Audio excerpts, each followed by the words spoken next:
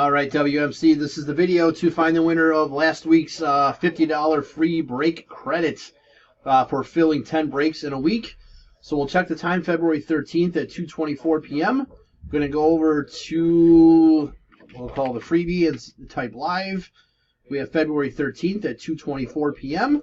There's the list of our 105 non-winning entries. We're just going to randomize this list, and then whoever's on top after the final roll is our winner.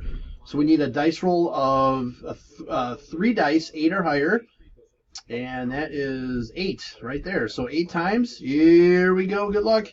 1, 2, 3, 4, 5, 6, 7. Last and final. Here we go. Good luck. It is Travis, spot number 1. 1 out of 105 is our winner. So Travis, you have a $50 break credit to use on anything you like.